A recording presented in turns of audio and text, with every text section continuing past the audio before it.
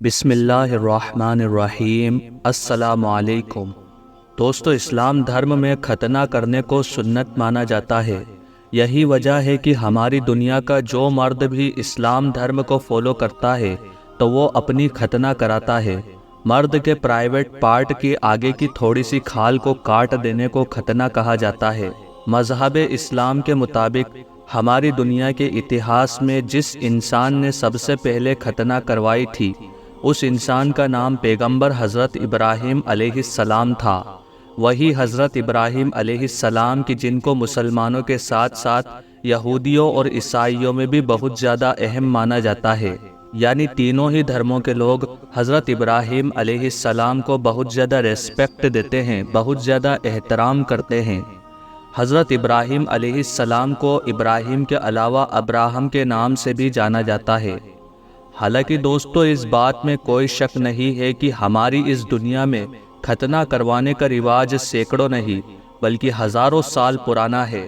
فی الحال دوستو، اگر دھرم کے معاملے کو ہٹا دیا جائے تو سائنٹیفک طور پر بھی یہ بات کلیئر ہو چکی ہے کہ ختنہ کروانے کے بہت سارے فائدے بھی ہیں، جس کی وجہ سے یہ دیکھا جاتا ہے کہ بہت سارے دیشوں میں ڈاکٹرز عام لوگوں کو ختنہ کروانے کا مشورہ دیتے ہیں۔ عیسائی دھرم میں ختنہ کروانے کو ضروری نہیں سمجھا گیا ہے اور نہ ہی ختنہ کروانے سے روکا گیا ہے۔ اگر بات کریں اگر یہودی دھرم کی تو اس میں ہر آدمی کے لیے ختنہ کروانا مسلمانوں سے بھی زیادہ ضروری سمجھا جاتا ہے۔ صرف ضروری ہی نہیں بلکہ فرض مانا جاتا ہے۔ توریت کے مطابق اگر کوئی انسان ختنہ نہیں کرواتا ہے تو اس کی روح اس کی قوم سے الگ کر دی جاتی ہے، کیونکہ یہودی دھرم کے مطابق ختنہ کروانے کا یہ کام اس عہد میں شامل ہے کہ جو عہد اللہ اور اس کے پیغمبر یعنی کہ حضرت ابراہیم علیہ السلام کے بیچ میں ہوا تھا۔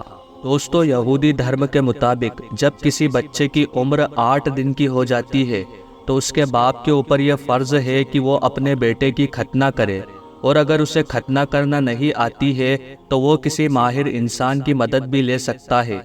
عام طور پر یہودیوں میں جو لوگ بھی بچے کی ختنہ یا اس سے جڑے اور بھی رسم و رواج کو پورا کرتے ہیں تو ان ختنہ کرنے والے لوگوں کو موہل کہا جاتا ہے، اور یہودی دھرم میں ان لوگوں کو بہت زیادہ اہمیت دی جاتی ہے، کیونکہ ظاہر ہے جس پیشے کو ان لوگوں نے اپنایا ہے وہ یہودی دھرم کا ایک اہم پارٹ ہے۔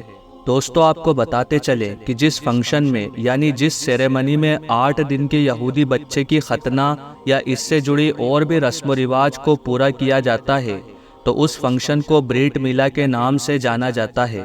مگر حیرانی کی بات یہ ہے کہ یہودی دھرم کے لوگ جب کبھی بھی اپنے بچے کی ختنہ کرتے ہیں تو خالی کرسی کو اس فنکشن میں ضرور رکھتے ہیں، اور اس خالی کرسی کو ایلیزا اسٹیر کے نام سے جانا جاتا ہے، یعنی حضرت الیاس علیہ السلام کی کرسی، کیونکہ یہودیوں کا یہ ماننا ہے کہ جب کبھی بھی یہودی بچے کی ختنہ ہوتی ہے تو اس فنکشن میں حضرت الیاس علیہ السلام ضرور آتے ہیں۔ نہ صرف آتے ہیں بلکہ موہل یعنی ختنہ کرنے والے انسان کی اس معاملے میں مدد بھی کرتے ہیں۔ آپ کے نالج کے لیے بتاتے چلے کہ حضرت الیاس علیہ السلام بھی اللہ کے ایک مشہور پیغمبر ہیں۔ دوستو، اتنا ہی نہیں، یہودی لوگوں کا یہ بھی ماننا ہے کہ حضرت الیاس علیہ السلام کے حاضر ہونے کی وجہ سے ہی ایک یہودی بچہ ختنہ کے بعد بھی محفوظ رہتا ہے، یعنی اس کو اس وقت کسی بھی طرح کی کسی پریشانی کا سامنا نہیں کرنا پڑتا ہے۔ اب آپ لوگ سوچ رہے ہوں گے کہ آخر یہودی لوگ ایسا کیوں کرتے ہیں؟ تو دوستو، اس سوال کا جواب جاننے کے لیے ہم کو یہودیوں کے اتہاس کے پنوں کو پلٹنا پڑے گا۔ آپ کو بتاتے چلیں کہ اس بات میں تو کوئی شک نہیں ہے کہ اتہاس میں وقت وقت پر یہودی قوم کو بہت سارے ظالم اور خطرناک بادشاہوں کا غلام بننا پڑا تھا۔ اس طرح کے جتنے بھی بادشاہ یہودی قوم کو اپنا غلام بنایا کرتے تھے تو وہ ان کی دھارمک چیزوں پر بھی پابندی لگا دیا کرتے تھے، اور انہی دھارمک چیزوں میں سے ایک ضروری چیز ختنہ بھی ہوا کرتی تھی۔ انہی بہت سارے ظالم حکمرانوں میں سے ایک خطرناک بادشاہ کا نام اخیب بھی تھا، جس کا دور اتہاس کار لگ بھگ 900 عیسیٰ پورو کا بتاتے ہیں، یعنی ایتہاسک طور پر حضرت عیسیٰ علیہ السلام سے بھی 900 سال پرانا تھا۔ اخیب نے نہ صرف بنی اسرائیل کو اپنا غلام بنایا بلکہ اپنی بیوی کے کہنے پر ان لوگوں کو اپنے خاص دیوتا کی پوجا کرنے پر بھی مجبور کیا تھا۔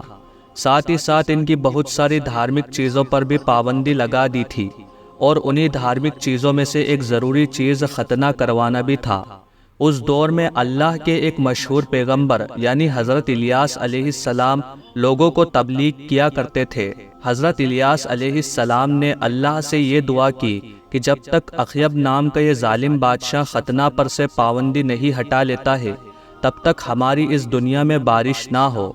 اللہ تعالیٰ نے حضرت الیاس علیہ السلام کی دعا کو قبول کیا اور زمین پر بارش ہونا بند ہو گئی۔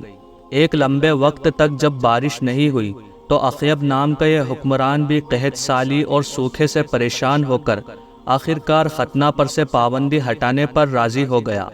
اب یہودیوں نے ایک بار پھر سے اپنے دھرم کے ایک اہم کام یعنی ختنہ کرنے کو شروع کر دیا تھا، اور ظاہر ہے یہ سب کچھ پھر سے ممکن ہو پایا تھا صرف اور صرف حضرت الیاس علیہ السلام کی مدد سے۔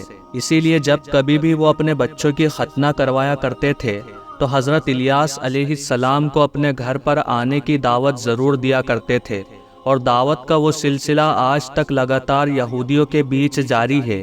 آج بھی یہودی لوگ جب کبھی بھی اپنے بچوں کی ختنہ کرواتے ہیں تو یہ مانتے ہیں کہ حضرت الیاس علیہ السلام ہمارے گھر ضرور آئیں گے۔ نہ صرف اس بات پر یقین رکھتے ہیں بلکہ ان کے بیٹھنے کے لیے ایک چیئر یعنی کہ کرسی کا بھی انتظام کرتے ہیں، جس کرسی کے بارے میں آپ لوگوں کو پہلے ہی بتا چکا ہوں۔ فی الحال آج کی اپنی ویڈیو کو ہم یہیں پر ختم کرتے ہیں۔ ویڈیو پسند آنے پر نہ صرف ویڈیو کو لائک کریں بلکہ اپنے فرینڈز کے ساتھ بھی ضرور شیئر کریں، اور اسی طرح کی نالجیبل اور ہسٹوریکل اور اسلامک ویڈیو ہمیشہ دیکھنے کے لیے ہمارے اس چینل کو سبسکرائب کر کے ساتھ ہی ساتھ میں بیل آئیکن کو بھی پریس کر دیں۔ اللہ تبارک و تعالی آپ کا اور ہمارا حامی اور مددگار ہو، آمین۔